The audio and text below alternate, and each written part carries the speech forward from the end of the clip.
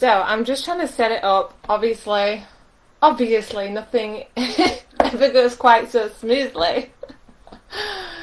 Oh. Hey, oh hi Nettie. Okay, so what I'm having to do is share my screen because obviously that's what the presentation is on tonight. However, that also means I can't see the comments on the screen. So I've got my phone, but I think there is a time delay as well. So I'm going to need your help, guys. If you can hear me, can you just type in the chat box that you can hear me okay? And obviously if you can see me okay as well, that would be awesome. And yes, there will be a time delay, but hi, so hi Nettie, hi Carol, hi Amanda. So again, I'm having to look on the comments on my phone because I can't do, it won't let me do the two, so you can see me. Okay, that's a yes, you can see me. Awesome. Hi Kimberly, you've just joined as well. Great stuff. Okay, so we'll get started in a couple of minutes, but I'll just allow a few people to come in and join in with us. At least we've managed to sort the audio and everything out as well. Can hear you and see you okay. Great, thanks Nettie. This is so weird. I hate not being able to know what's going on. But luckily I've got you guys helping me with that.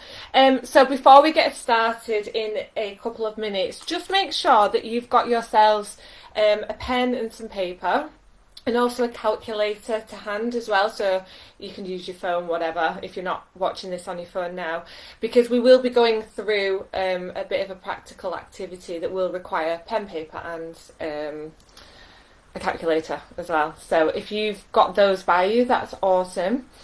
Again, I will probably put this as a pre-record on the group as well, so if for any reason you can't come, that you can't stay for the whole duration of this, then that's fine. But yeah, so before we get started as well, is just managing expectations. So obviously really use the most of this workshop today. I will try and keep refreshing the comments, but if you do have any questions, I think what's best to do today, because it's highly unlikely that I will see them as we go along.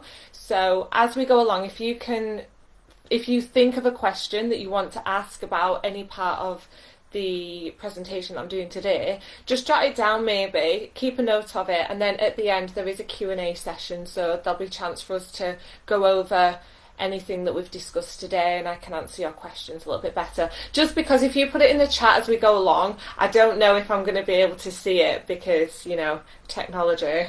I don't want to rely on it. So yeah. Hi Joe. Hi. Alright, so I think we'll get started because I don't want to leave it any longer. So first of all, thank you so much everyone for coming and being with me this evening. It's the first time I've ever actually done a live workshop, so if I'm going to be really honest and open with you now, I was a little bit nervous. I think the nerves mainly because I'm so rubbish at technology. Everything always seems to go wrong with technology, and so trying to set it up, and you can't pre-test on Facebook, which is horrendous. So when you click live, you're live. So if any of you saw me going live earlier at around, I think it was 6, half 6, I was trying to do a test run, but you can't do it without actually doing it. So yeah, but anyway, here we are, and again, thank you all for joining me tonight. So the first workshop, this was obviously decided by you guys when I did the poll in the group. A lot of you were saying that, you know, you're struggling with really understanding about nutrition and that this is an area that you would like to discuss more. So I thought, well, what better way than to just start with calories, you know, let's try and drill it down, let's break it apart, and, you know, hopefully that's going to give you a great base to go by. Now, everything that we're covering tonight, you know, there's no magic pill, there's no magic formula, okay? So, for example, the activity that we're going to do in a couple of slides, there is no, right, go and do this and it's definitely going to work. Everything is trial and error with nutrition, so just be wary of that. But I'll explain more as we go along. So today in the talk, we're going to discuss the role of calories. We're going to go through an activity which is actually calculating your requirements, so it is going to be personalised through the calculation. We're going to talk about macro splits, so your carbs, your proteins and your fats, and how might be the most beneficial way to split that up for you. Then we're also going to look at calorie tracking and meal planning as well. So we've got quite a lot to cover this evening. The talk itself is going to be around half an hour, so I will try to go through it, but also at a steady pace. And then there will be some time at the end, obviously, for a Q&A session as well. Okay. So, first of all, what is a calorie? Now, we hear about calories all the time. You know, this is a word that's thrown around all the time. But if you were to actually think what a calorie is, well, there's a lot of negativity that seems to come with the word calorie, especially in diet culture and especially in the health and fitness industry.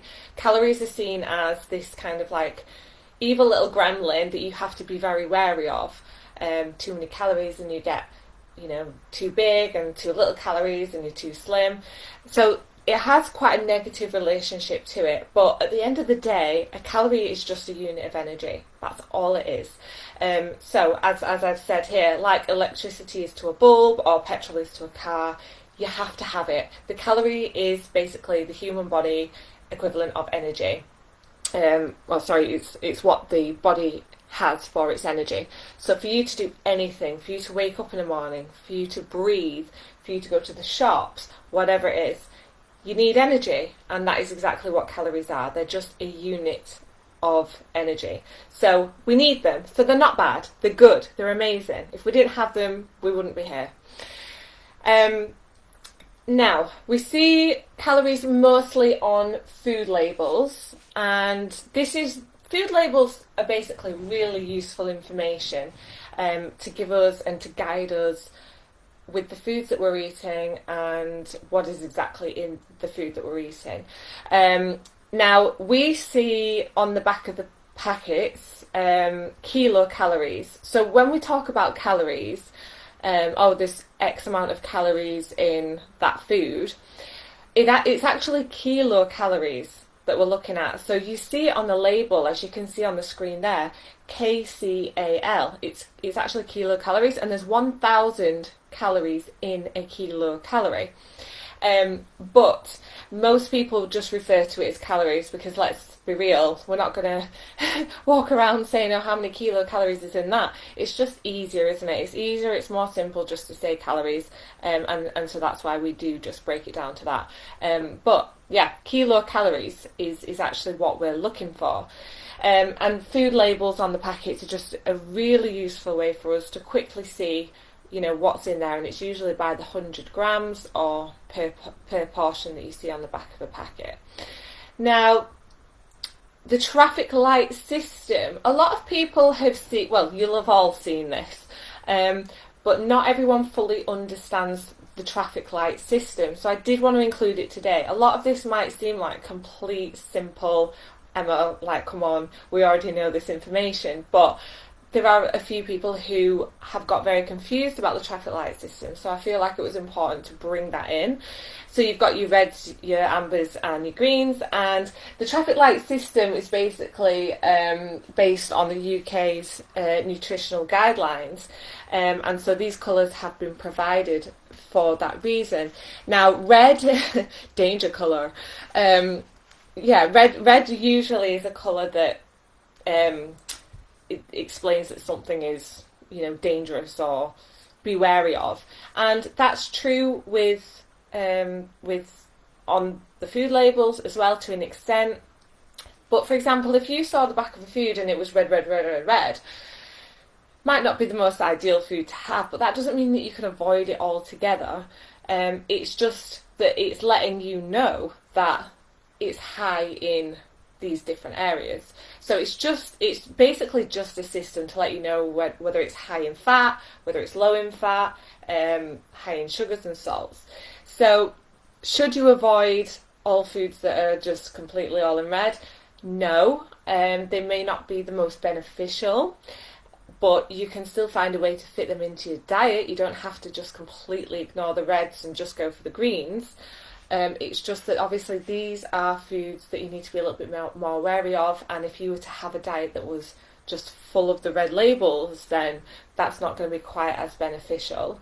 Having said that, eating foods where the sugars and the salts are in red, they're the ones to maybe be a little bit more wary of, because there's not much use that can come out of the sugars and the salts when they're high in that. But yeah, so just a very quick sort of overview of the traffic light system. So calories, good or bad? Good calories, bad calories. They don't exist. There's no such thing as a bad calorie, and there's no such thing as a good calorie. These are just words that have, again, come up over the years with diet culture in the health and fitness industry. So they don't exist. There is nothing, there's not good, there's not bad. There's just calories. What does exist is empty calories, also known as discretionary calories.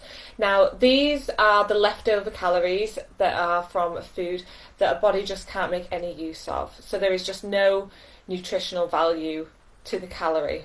So yeah, the body can't use it.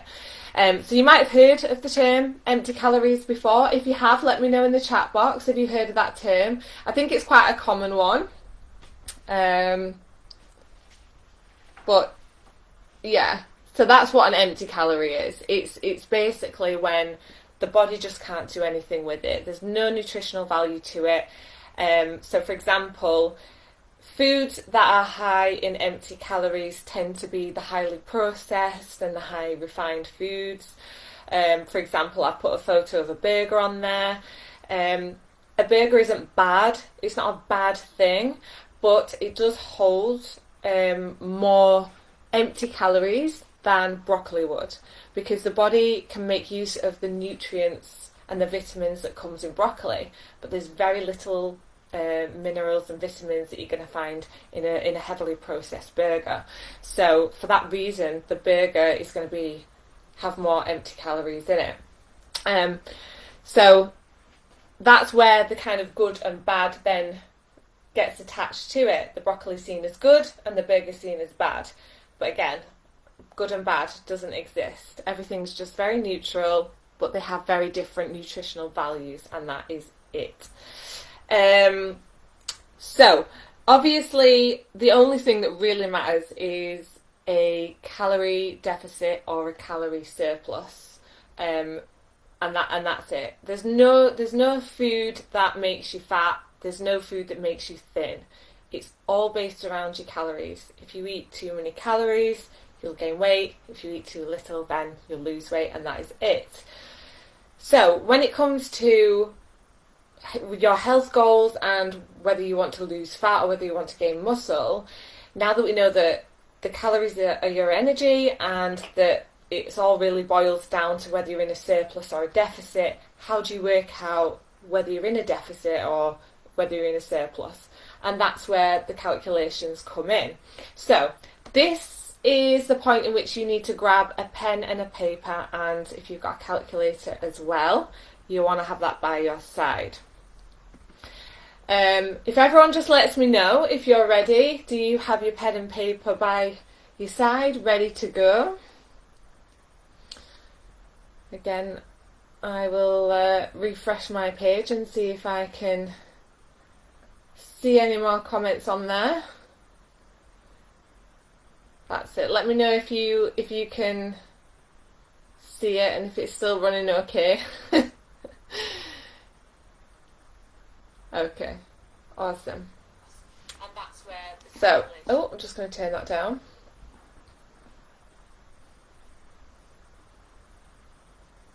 Okay, so there is a bit of a delay, I do believe, in this. Okay, awesome.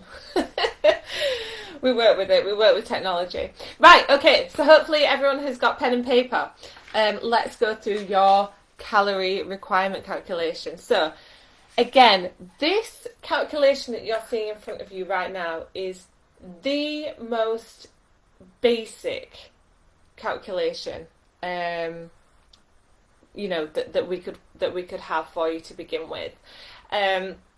Reason being, for the purpose of the workshop, I'm not going to drag you through a huge scientific calculation. So I've kept it very, very, very simple just to begin with. Now, again, I want to manage expectations with this. Whatever you get, whatever number you get after this calculation, please bear in mind that there is no magic formula. It is trial and error. So you may come out with a number after the end of this calculation. You'll go away and you'll try it for a few weeks, and you know, maybe something isn't happening the way that you wanted it to. You have to just adapt it ever so slightly. I'll talk about that when we get to the end of the calculation, but again, just to let you know, this is a very, very basic calculation that's just being used as a starting point, really, for those who just no idea where to even start with calories. Okay, so females. There's no males in it because this is a female group only. So what you're going to do is you're going to get your body weight in pounds. So if you don't know that, quickly hop onto Google and do that conversion because you want your body weight in pounds, okay?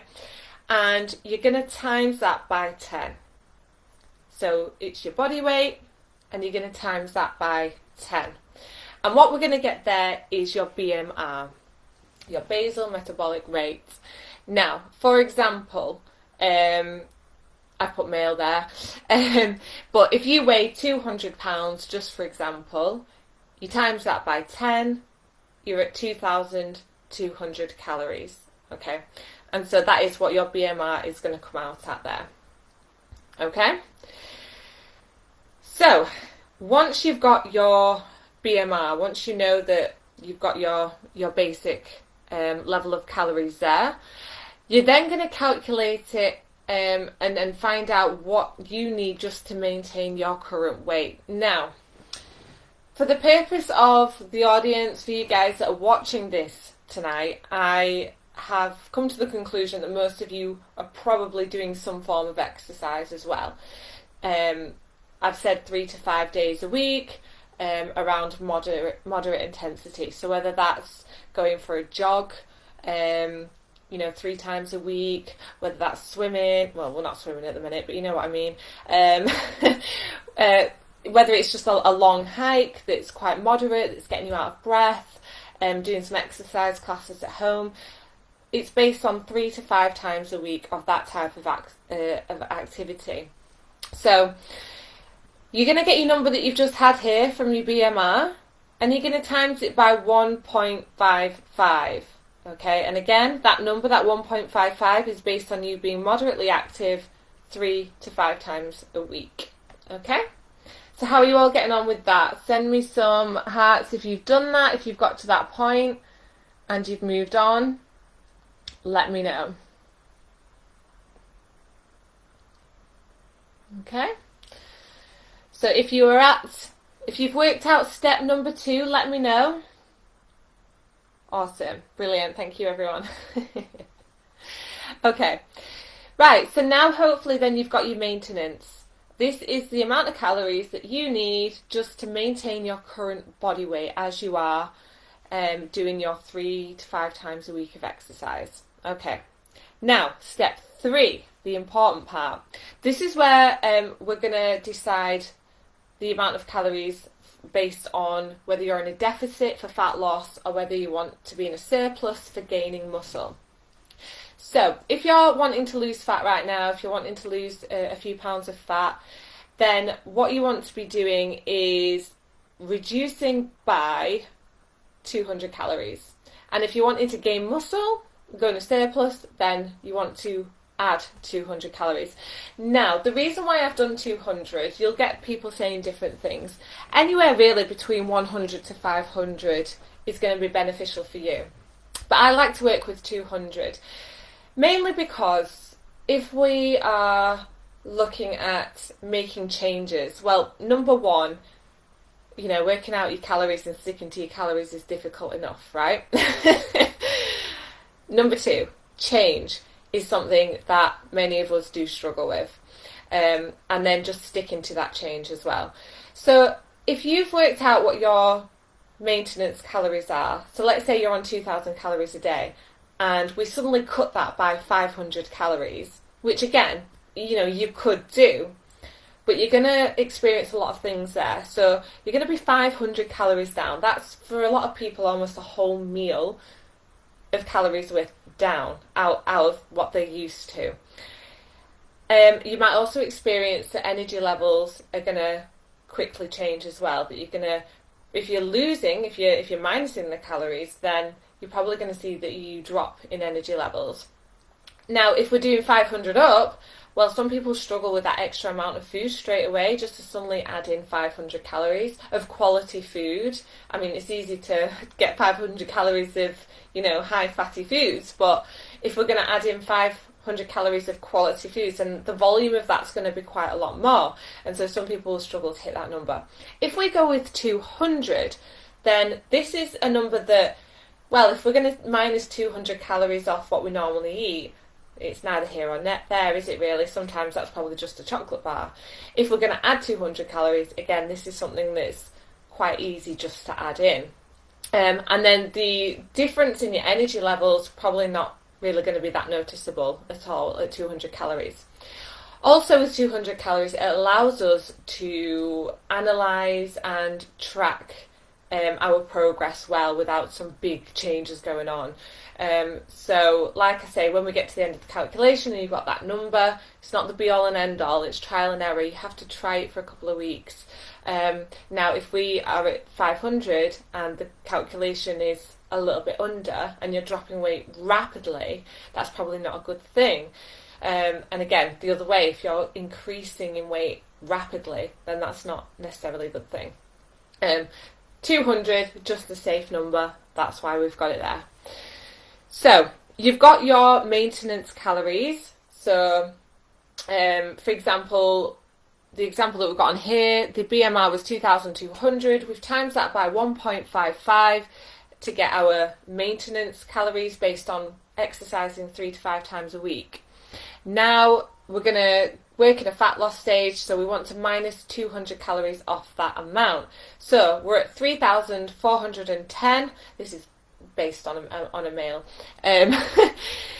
We're going to minus 200 calories from that. Okay, so that's going to leave us with 3,210, and that is our daily calorie intake.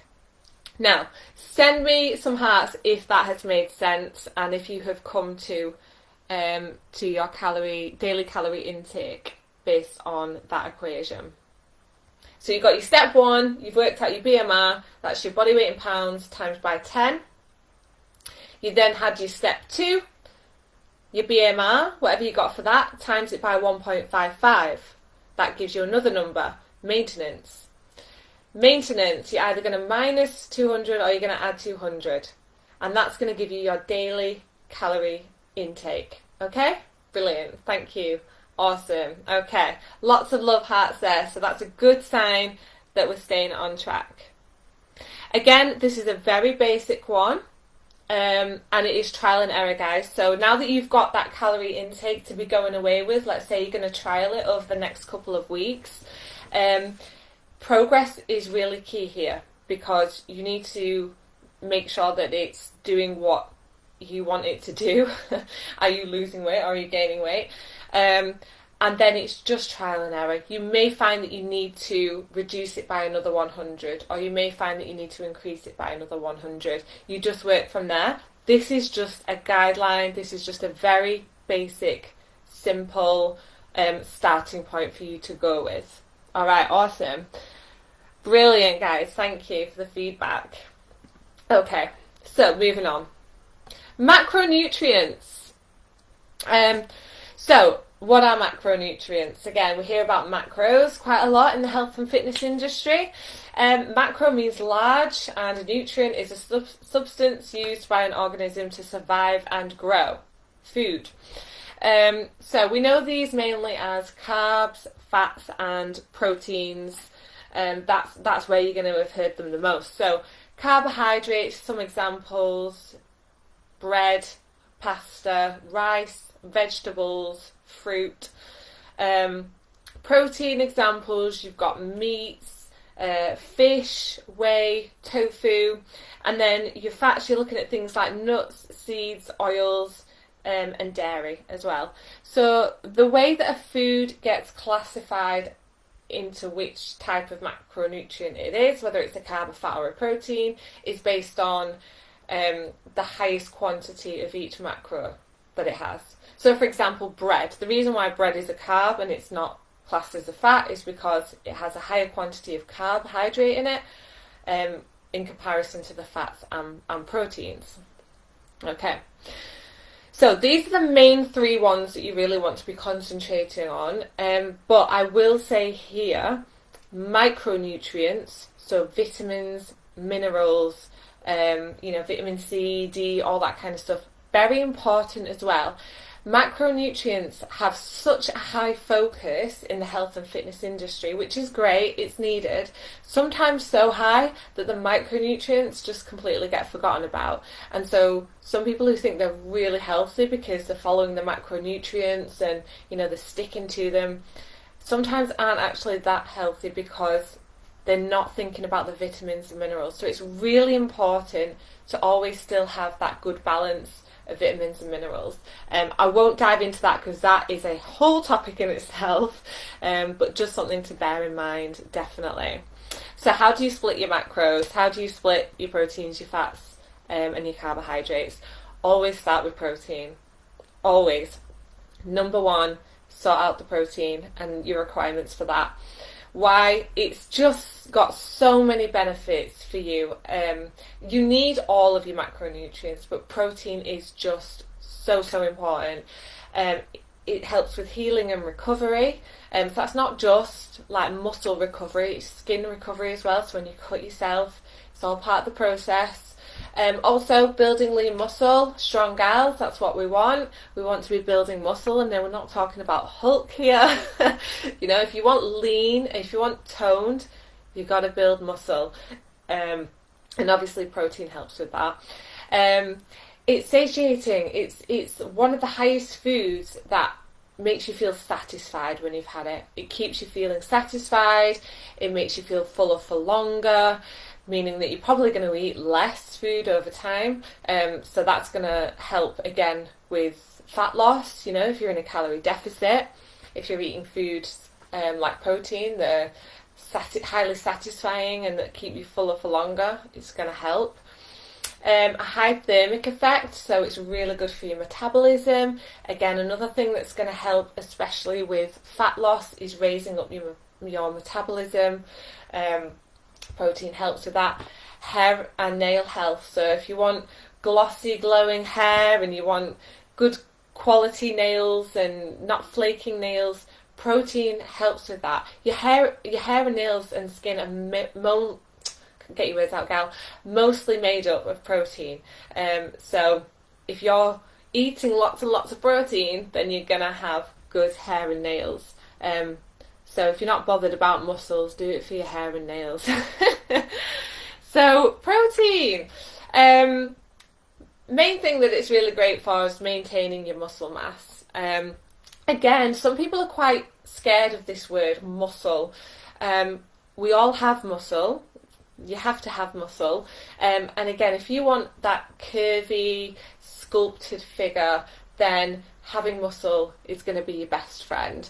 And the whole Hulk, muscle, beast mode kind of look takes a lot of work. Trust me, I've been trying for many years. It doesn't just happen overnight just from eating a bit of protein and doing a little bit of working out. So do not be afraid of that word muscle. It's good to have muscle, it's good to build it. And protein helps us to maintain it. Now, when we're looking at splitting up our macros and we're starting with protein, you want to be having around 1 pound of body weight, 1 gram of protein per 1 pound of body weight, okay? So if, for example, if you are 178 pounds of body weight, then you want to be having around 178 grams of protein. That's kind of just a baseline figure. There's lots of studies out there that show that you can go a bit higher. There's some that show that you can go a little bit lower.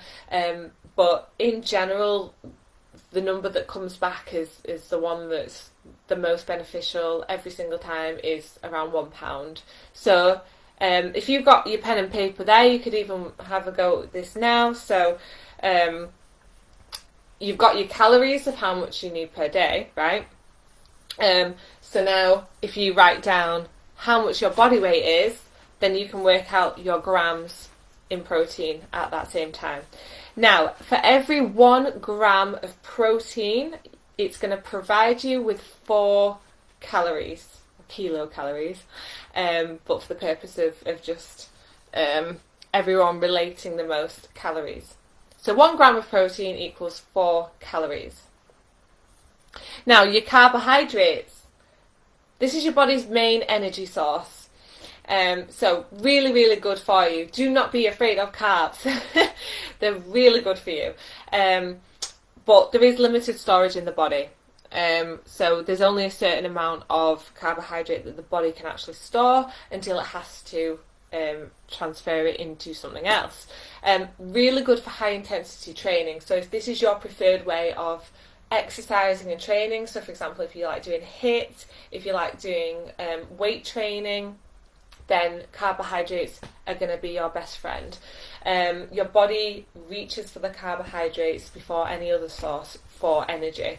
And for every 1 gram of carbohydrate, it's going to give you 4 calories of energy. Now your fats is your body's secondary energy source. So let's say you're depleted of your carbohydrates, it's then going to turn to your fats. And there's a high storage of fats in the body. Your body can hold a lot of fat. And so this is why we tend to see it storing up as fat. Really good for endurance training, because obviously when your body's depleted, it's going to call in on the fats. And because there's so much fat stored in the body, with endurance training, you're training for a long period of time, it's just going to be able to keep reaching into those stores.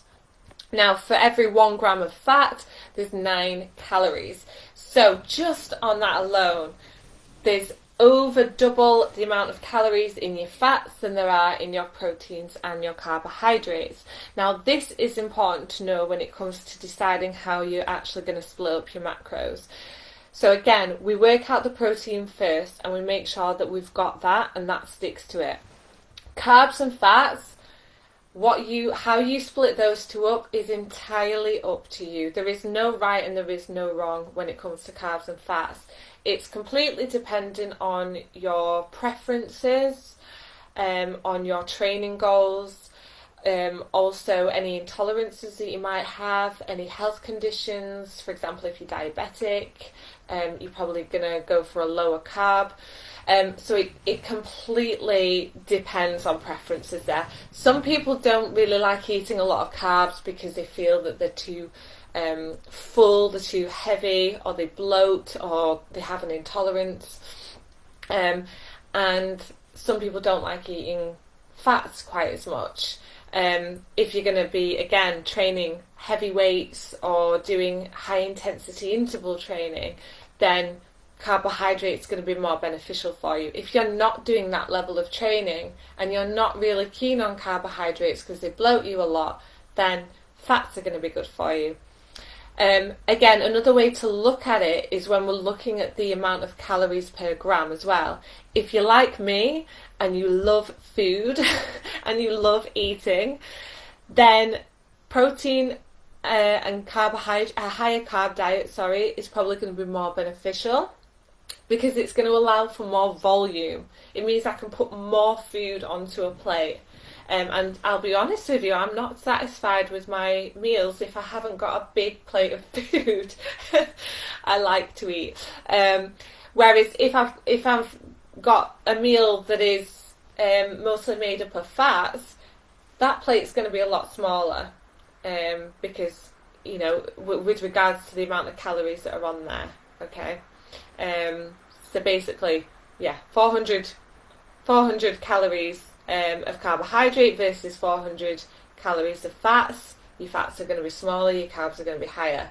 So if you like your food, high carb might be an option for you. So that's another way to have a look at how maybe you want to split it. So again, protein, keep that as it is, 1 gram per 1 pound of body weight. Carbs and fats, entirely up to you. There is no right or wrong. So let me know if that's made sense to you. Send me some likes, some hearts, so that I know that that has made sense, and then we can move on to the next one. Okay, brilliant.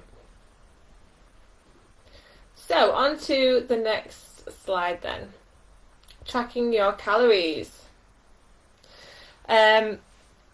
So it's not essential, but it is highly beneficial. If you want to track your calories, you know, yes, it might be quite time consuming to begin with, but it can be really eye-opening and it can really help you with your goals. If you're serious about hitting that calorie deficit or surplus, then tracking your calories is going to be one of the best things that you can do. It's not essential to hit your goals, but your chances of success are going to be far greater if you can actually track them. Now, if you get it wrong, it can go very wrong. So there are two apps that you can use. There's MyFitnessPal, which is well known, and there's also the UK kind of similar version to MyFitnessPal, which is called Nutritional. So I've got an example here of MyFitnessPal because most people have heard this, and you guys might have already started using this as well. Now, scanning food, it's so easy. You just click on the scanner, you find the barcode on the back of the food that you want to eat, you scan it, it goes in, you make sure that the serving size is right. A lot of the time with MyFitnessPal, it'll come up as 100 grams as default, but the food portion might not be 100 grams. You know, it might be more, it might be less. So you change that to 1 gram, and then you would put in the amount of grams that the portion is, and that's going to give you the right one. A lot of people are fooled by that because they'll scan the food, it'll come up with the number and they'll think that's what it is, but it's just a default a lot of the time, 100 grams. So just make sure that whatever you're scanning in, that it is the right amount of grams for the portion that you're going to be having. So as you can see, it is so easy just to scan that barcode and to put it, and it just puts it straight in there.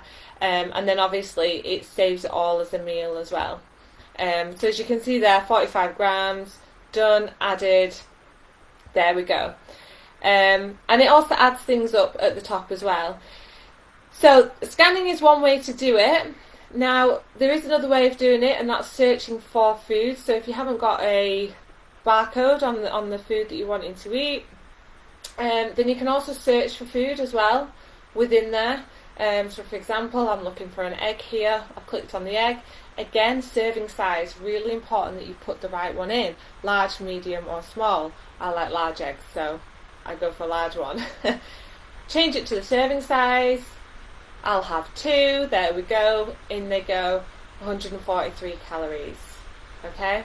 So again, really simple to do, guys, not hard at all, but if it's not done right with tracking calories, then, you know, obviously you can end up eating a lot more or eating a lot less than what you think, okay?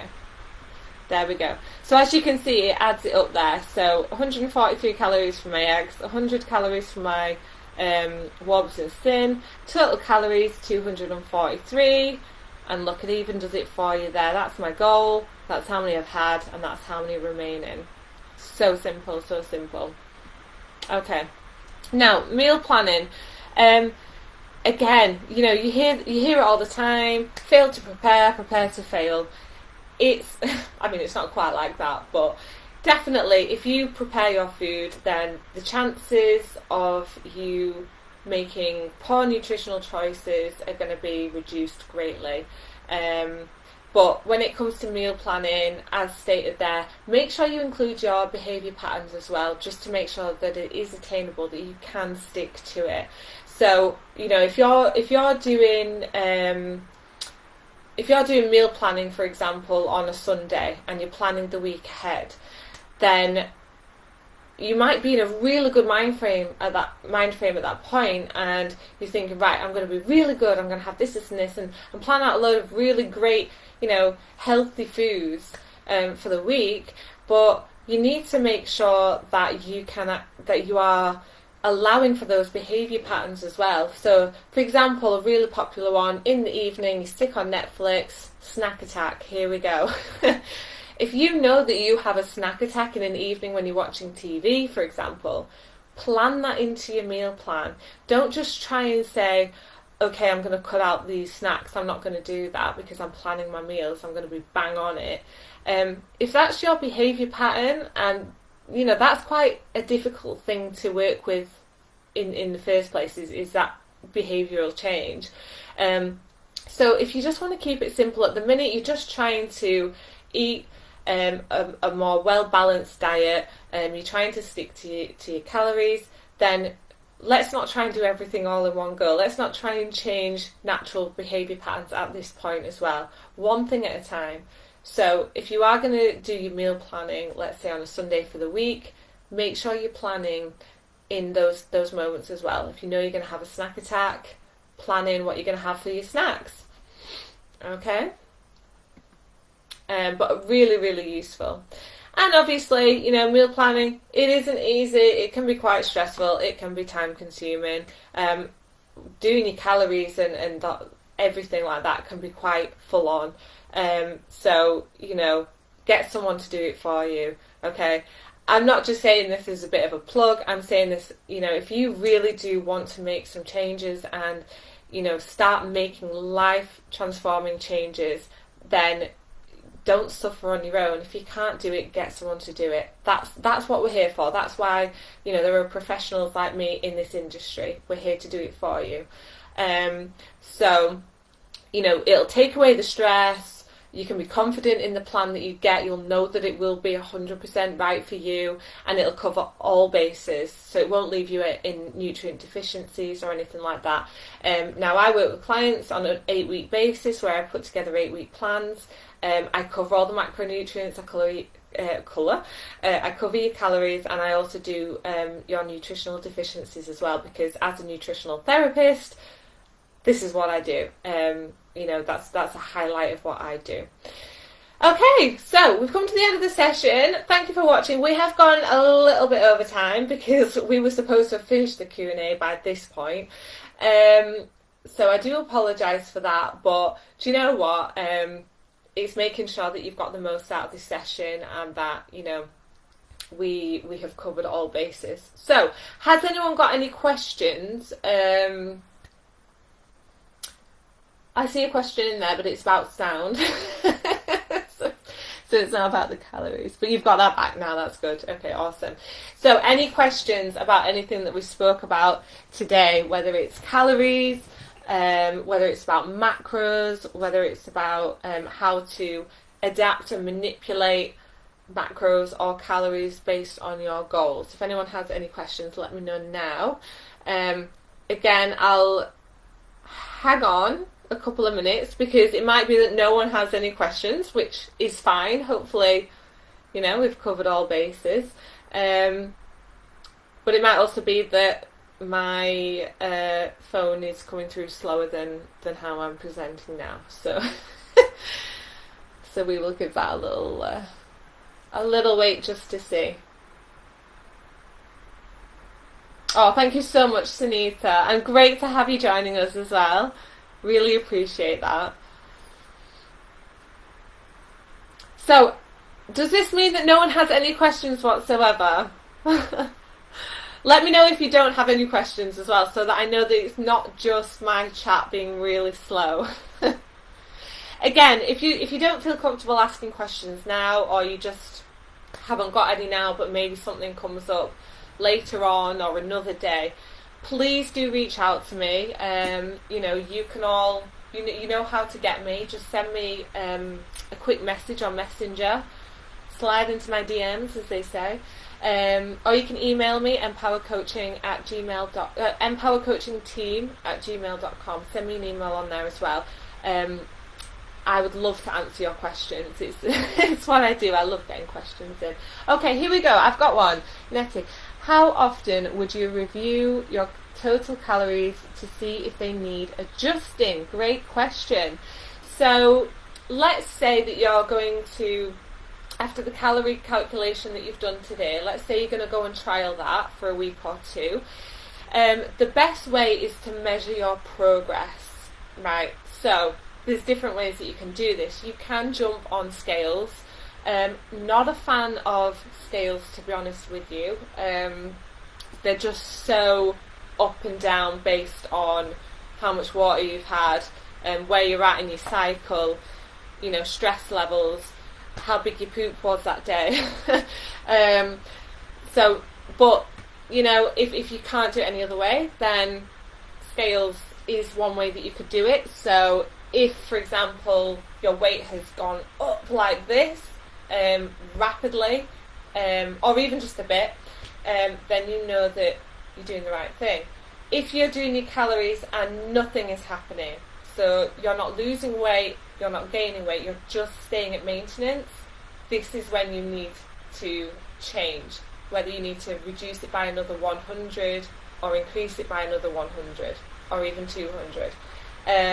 I would let your body adjust first of all. So I would run it for 2 weeks. So whatever number you've got from your calorie calculation today, I would run with that for a couple of weeks. And if on week 2 you're still at the same weight or inches around your stomach, because you can also do a waist measurement as well with a measuring tape. If there's been no change whatsoever, then that's when I would recommend to either increase your calories or decrease your calories, depending on what your goal is. Okay, hopefully that answered that one. Any more questions?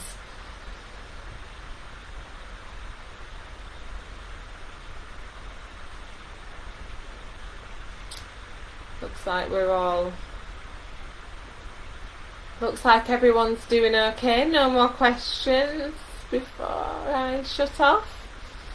Again, if you do feel that you come up with a question at some point,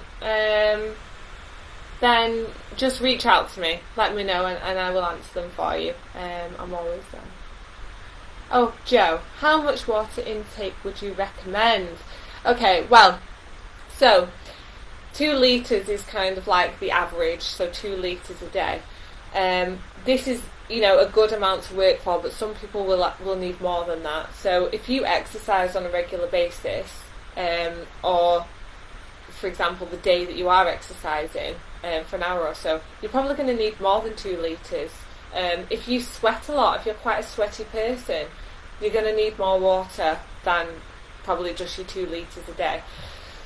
I would recommend working at 2 litres as a basic minimum, but anywhere up to 3 litres is probably going to be a really good aim to work for as well. Now, a lot of people struggle to get the water intake. Now, this is what I do. I have a bottle that I just keep with me at all times. Sometimes it's this bottle, sometimes it's just a little bottle. I like to have these bottles because I think this is 1.5. Yeah, so this is 1.5 litres. So I know that if I've had 2 of these, I've had my 3 litres of water a day, which is what I'm trying to work towards at the minute. So it's just a really useful way. Just for me personally, if I don't have that bottle of water with me, I can go a full day with maybe just having 1 glass of water. If I know it's there, it's easily accessible, and it's a reminder that I need to have my water. But yeah, 2 litres, basic minimum, but if you can aim for 3 litres, then that's even better, especially if you're exercising on a regular basis. Okay, any more questions? There is definitely a delay on these, so I don't want to just suddenly shoot off and someone ask a question.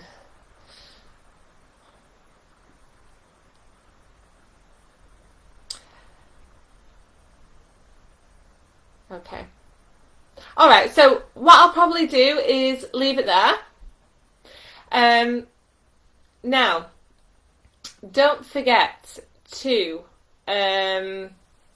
grab your, so as I mentioned, with this workshop, for everyone who attends, you will get access to my free recipe guide as well. So really great guide. Basically it's a bunch of recipes that I personally love, including some of my own, that are very, very simple to do, because I am not a good cook. Let me make that clear right now. I don't enjoy cooking. I get distracted so easily, whether I'm singing and dancing around the kitchen, on my phone, whatever. So I burn stuff a lot. I just don't enjoy cooking. So this recipe guide is very simple meals that I personally really enjoy myself. It's all broken up into high carb and low carb meals. There's vegetarian in there, there's meat dishes in there, there's desserts in there, and there's snacks in there, and there's a calorie a total for each dish that's in there as well. So loads of really, really great recipes in that book. What I'm going to do is bob a link in the group of how to access that recipe guide, and then it's yours for free, absolutely for free. But yes, I am going to leave it there now. Thank you so much to everyone for joining me this evening. Give me some feedback. Was it good? Was it helpful for you? Did you enjoy it? Is this the kind of thing that's going to, you know, support you with your goals and everything going forward? I would like to try and do one of these once a month. So if the feedback's good, if this has been really useful and beneficial for you, then, you know, let's keep doing it. Yeah, thank you for the guide and doing this workshop. Lovely. Thank you very much, Nettie. Thank you. Thanks, Joe. Awesome. Right, I am going to let you lovely ladies carry on with your Sunday evenings. Again, I will drop a link in the group with a link to the recipe guide so that you guys can go and get that for free. Thank you again so much for joining me this evening. I really hope that this has been at least eye-opening. Number one thing to take away from this: enjoy calories. Calories are good. Do not fear calories. They're not bad. They're amazing. We need them. They're our energy. If you take anything away from tonight, take that. All right. Thank you so much, everyone. And yeah, I'll be in touch with you hopefully in the group soon. Come and reach out to me. Speak to me. Come and say hey. Connect with me. And yeah, have a great evening. All right. Bye.